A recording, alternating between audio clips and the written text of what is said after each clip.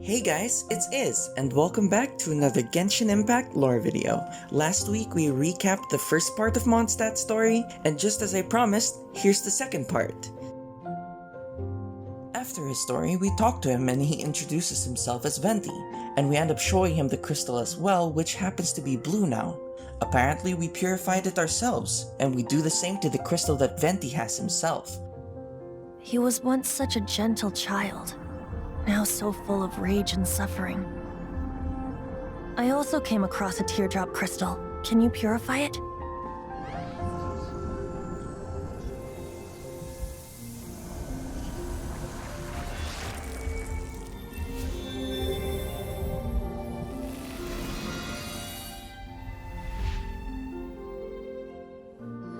So we learn that these crystals are actually the tears of Dvalin. Then Venti runs off to the big tree at Windrise and we follow him there. We learn of his plan to get the Holy Lyre to Himmel, so we tag along, but they won't just give it to us obviously, so we end up stealing it. Except we don't, because the Fatui mage gets there before we do. We get caught and run for our lives, landing into the tavern of the red-haired fellow from earlier, Master Diluc. He directs the guards away from us and we explain the situation to him. He later on calls Jean to help us out and clear up the misunderstanding. We raid the Fatui hideout and get the lyre back. The problem now is that the lyre is lacking in animo power, but luckily we can use Dvalin's tears to empower it again. And so we set off to look for more of Dvalin's tears to restore the lyre back to its original power. We head over to Starstatch Cliff to summon Dvalin there.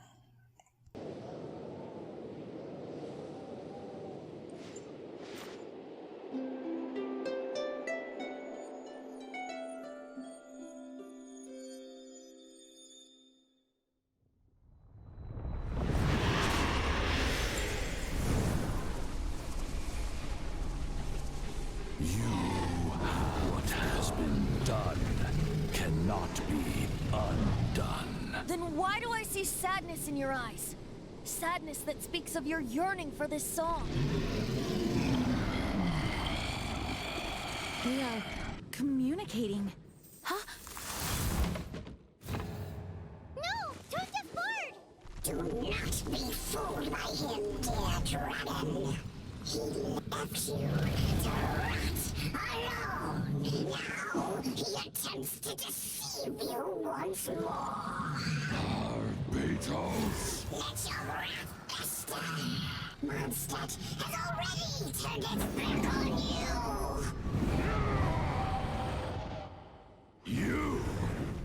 You were planning this all along, happy slave. No! Listen to me! The time has come for the dragon to serve its true master. While you beware your pathetic selves, the world tremble with fear. Dvalin.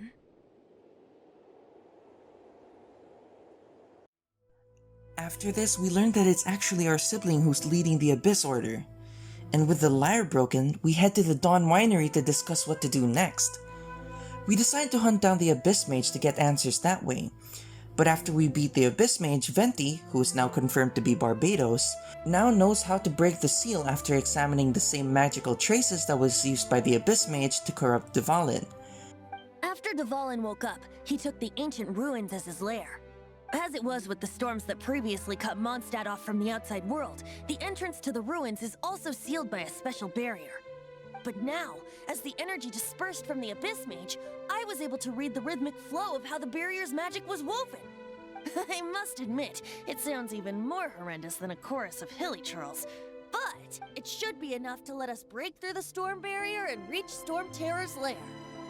The hilly churls usually do not venture into areas with high elemental concentrations. It puts a heavy burden on their bodies. The Abyss Order must be manipulating them behind the scenes, yet they shouldn't have been able to determine that we would come. They're presumably spreading their forces to halt our plans. Without further ado, I suppose I can play faster if my only audience is the wind.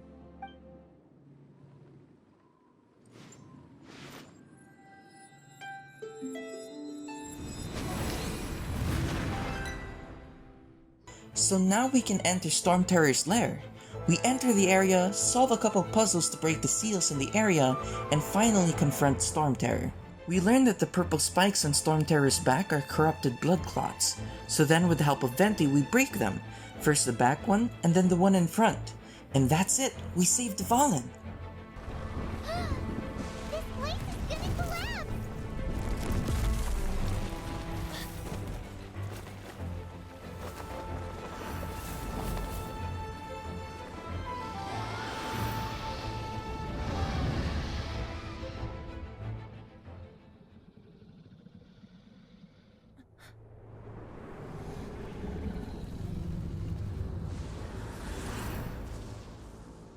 It's been a while since we flew like this together.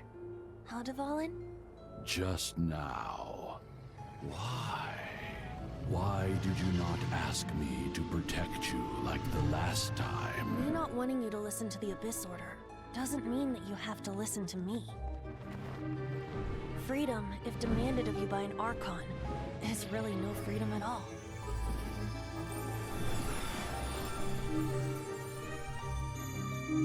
Is this the power of the animal Archon?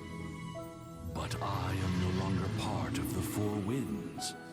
Even if that's so, you still protected us regardless. Now spread your wings of freedom and go with my blessing.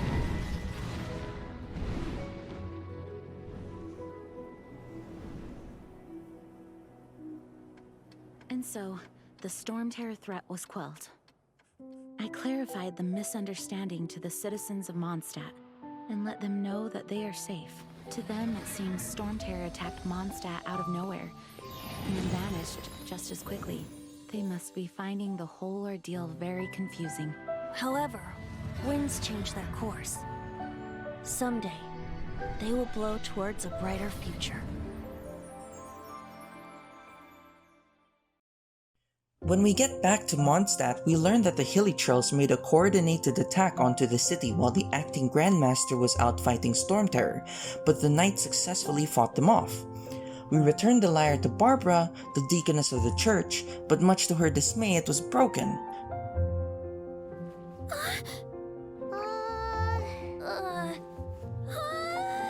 The Holy Lyre! Oh, Barbados!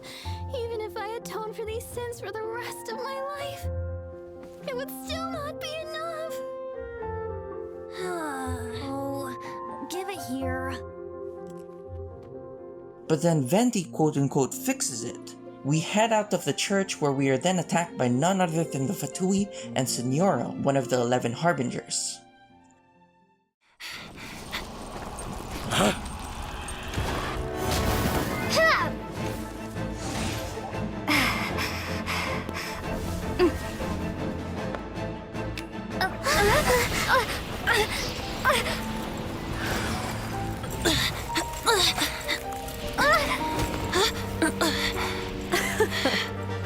At last, Mondstadt's rodent ruler in the flesh.